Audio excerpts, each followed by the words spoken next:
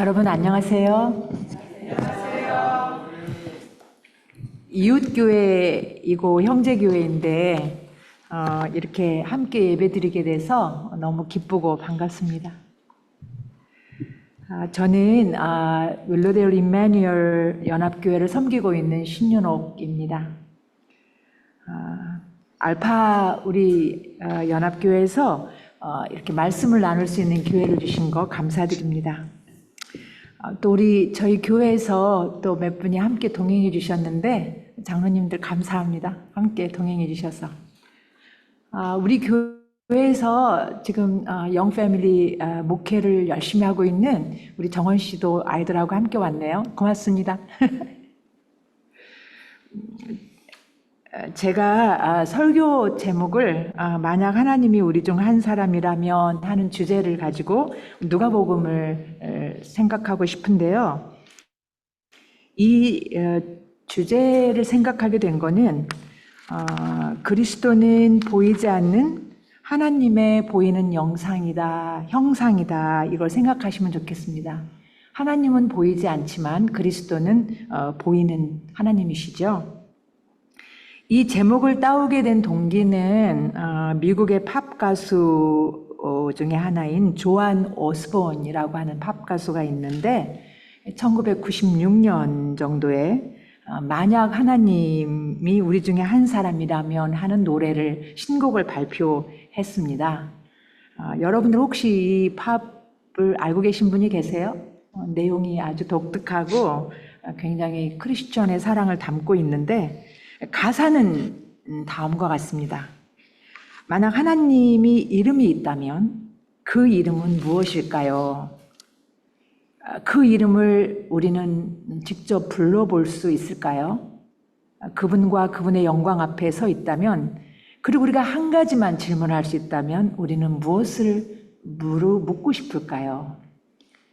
만약 하나님이 우리 중 한 분이라면, 그리고 하나님이 얼굴을 가지고 계셨다면 그 얼굴은 어떻게 생겼을까요? 자는 거요?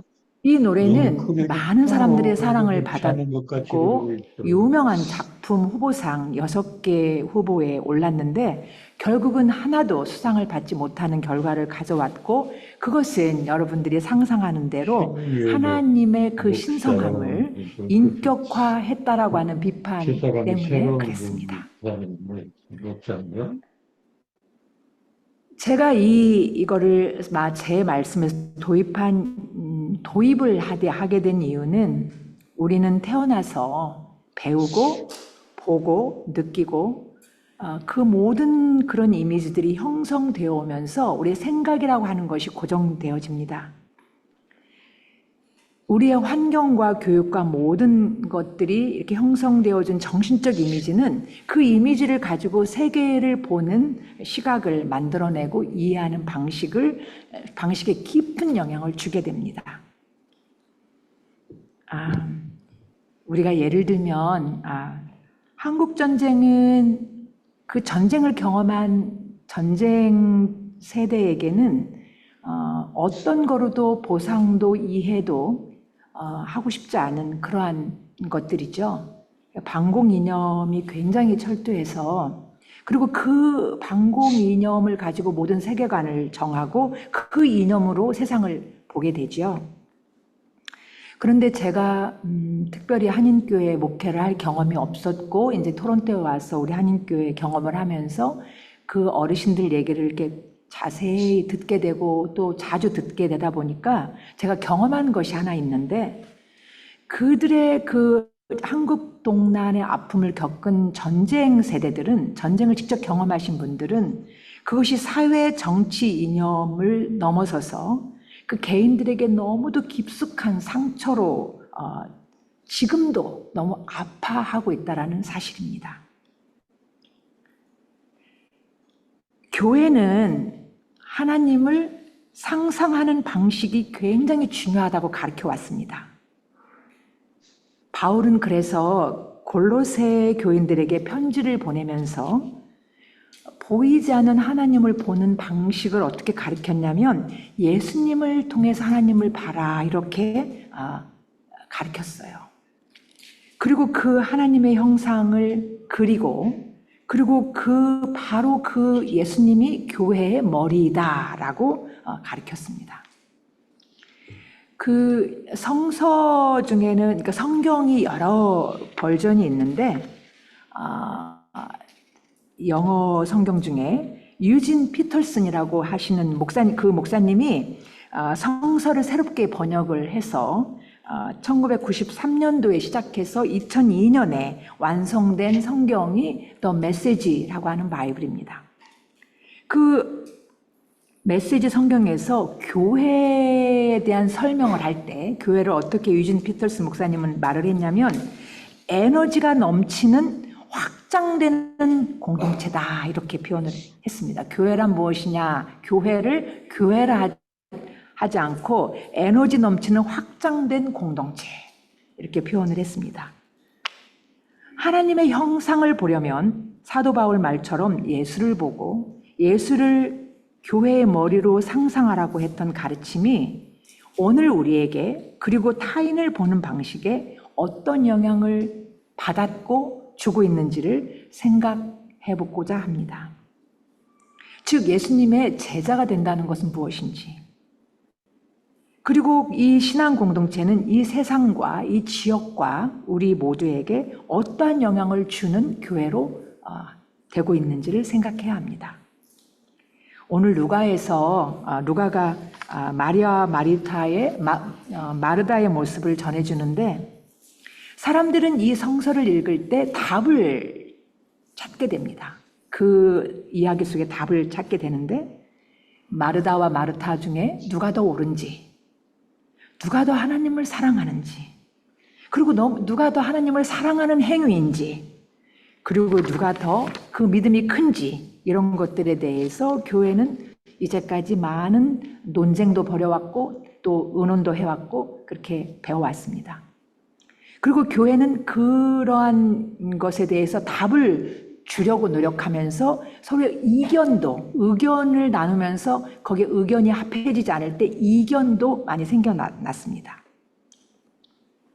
여기서 중요한 것은 예수님께서 마르다와 마리아 둘 다 예수님에게는 굉장히 중요했던 사제였고 굉장히 가까운 관계였습니다.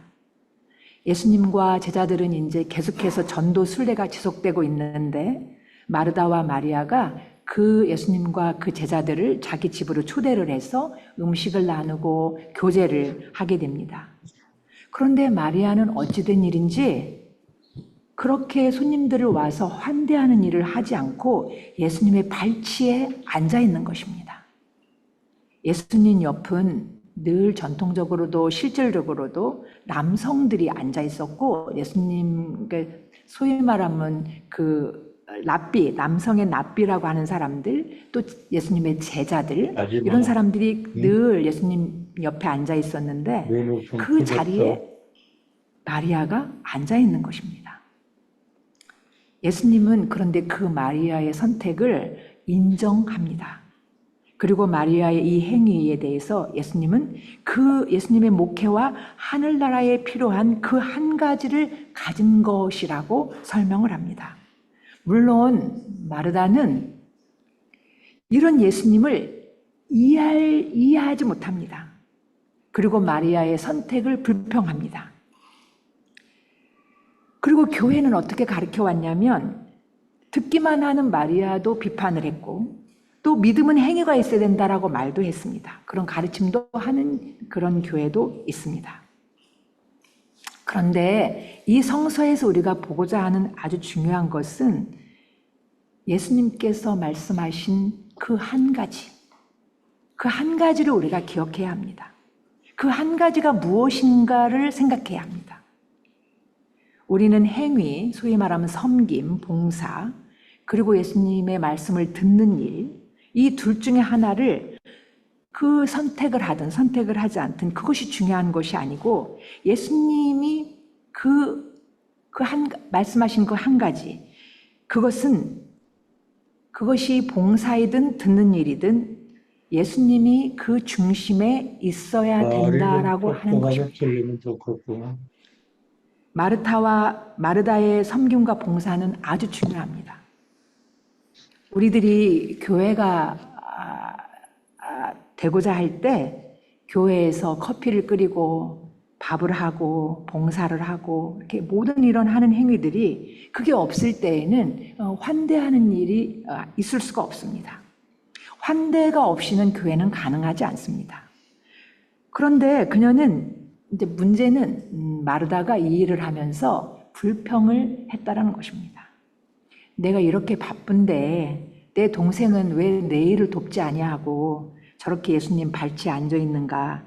그렇게 해서 이 마르다는 자기야 하는 일들을 성실히 하면서도 그것이 친절과 그런 어떤 것으로 이렇게 봉사한 것이 아니고 불평을 한 것을 우리는 잘 생각해 봐야 합니다. 진정한 환대는 친절과 배려만 있을 뿐입니다. 무엇을 하든지 우리가 얼마든지 바빠도 그것을 불평하고 남에게 그걸 하지 않는다고 원망하는 것은 진정한 환대가 될 수 없습니다. 신학자, 특히 기독교 교리를 연구했던 셜리 구투리는 이렇게 말을 합니다. 예수 그리스도는 진정한 인간이다. 그가 말하고 행한 모든 것을 통해서 하나님의 모습을, 형상을 보여주었다. 하나님이 누구인가를 예수는 그의 삶으로 보여주었다. 그리고 보여준 것만이 아니고 예수님은 하나님이 누구인가를 그의 삶으로 살아냈다. 그분 안에서 우리는 하나님의 형상대로 진정한 인간이 된다는 것을 우리는 예수를 통해서 배워야 한다.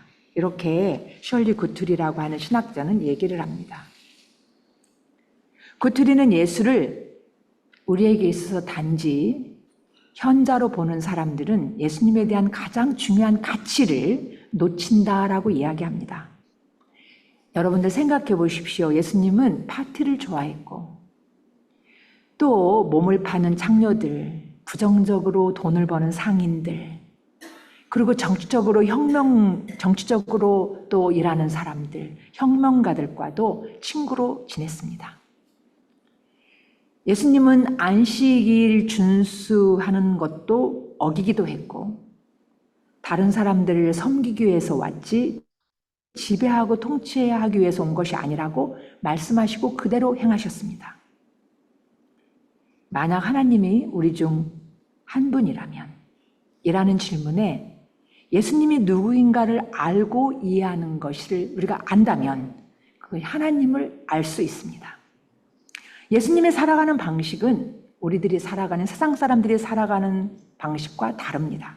달랐습니다.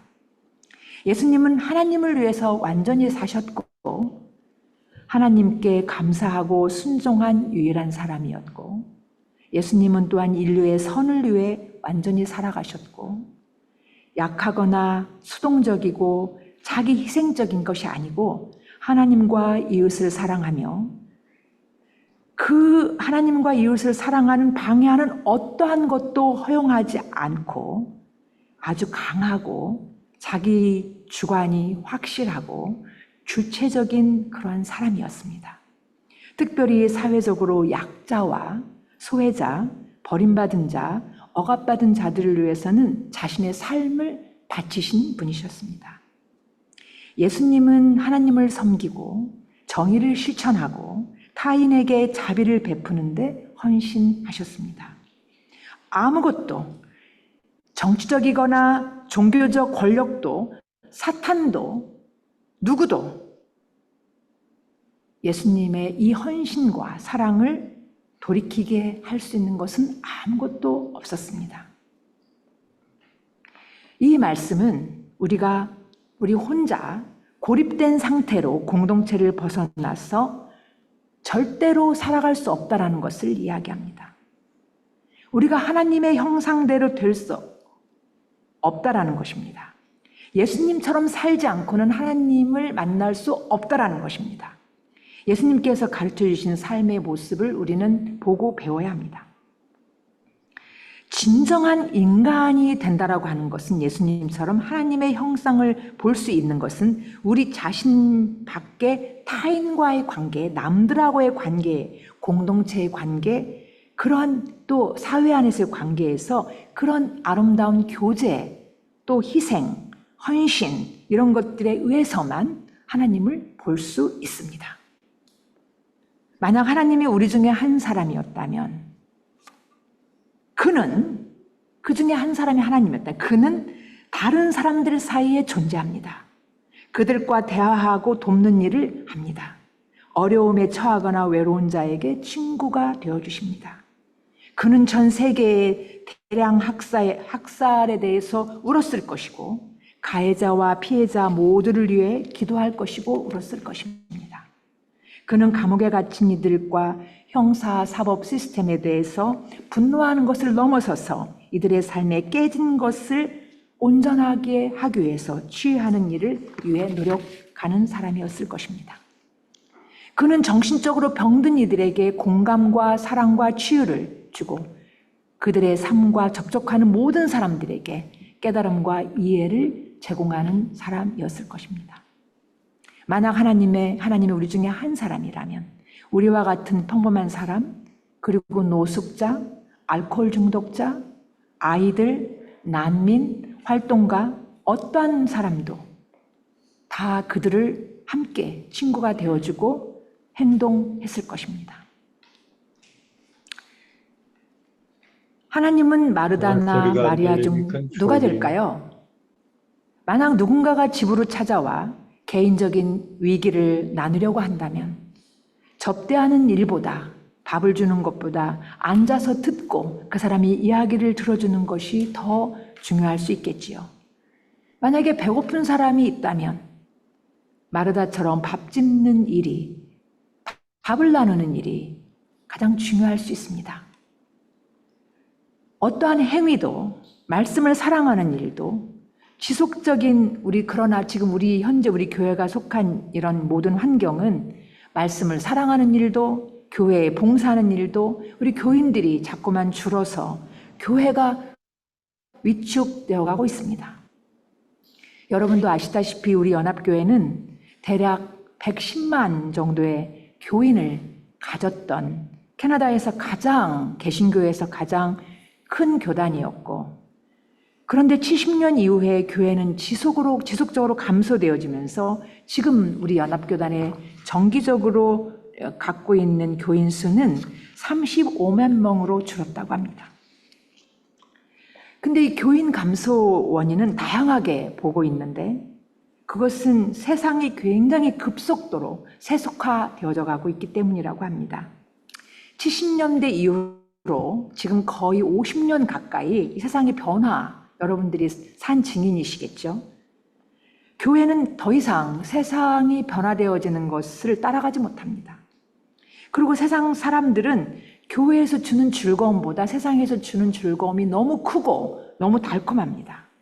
거기다가 교육과 과학이 너무나도 많이 발전해서 사람들이 교회 공동체의 신앙이 아니어도 얼마든지 개인들이 자기의 삶을 만족하고 불행하지만 재미있어서 살아가는 세속화.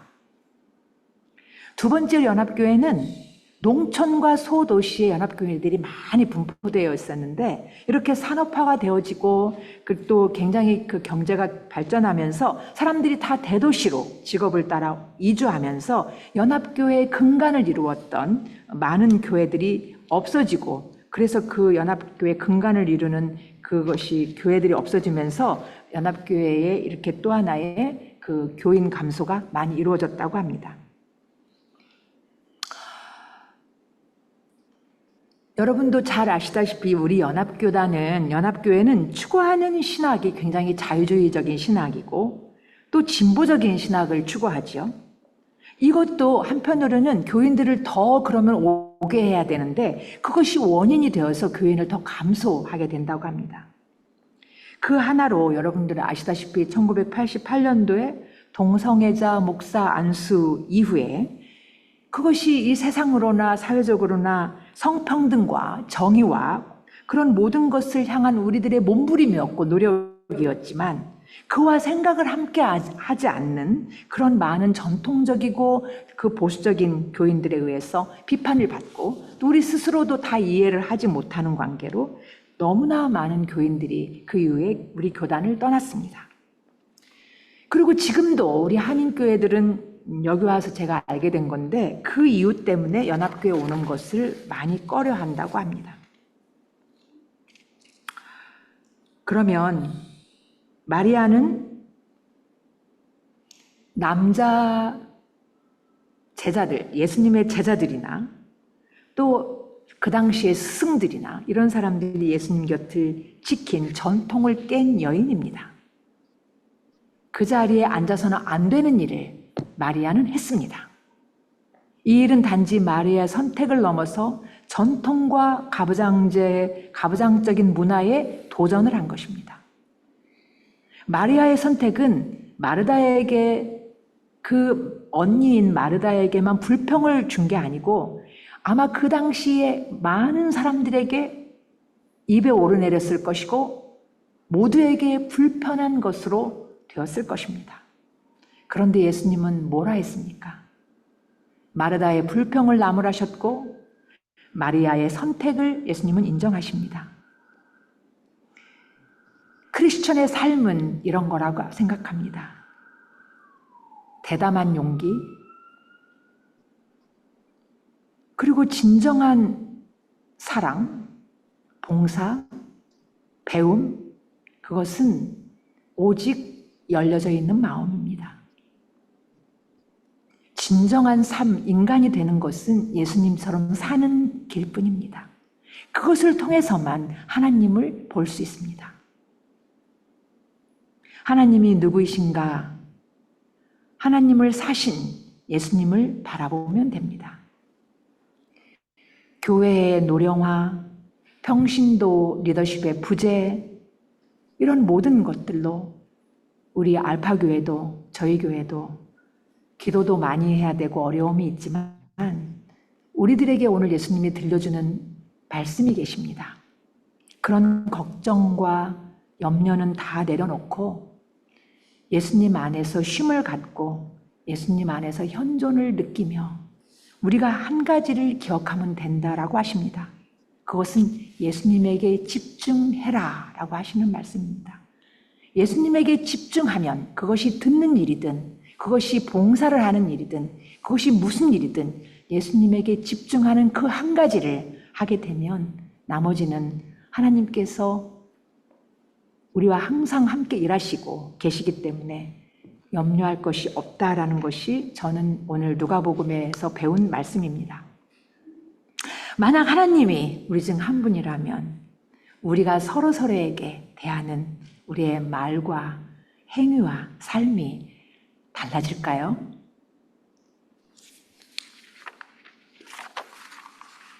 감사합니다.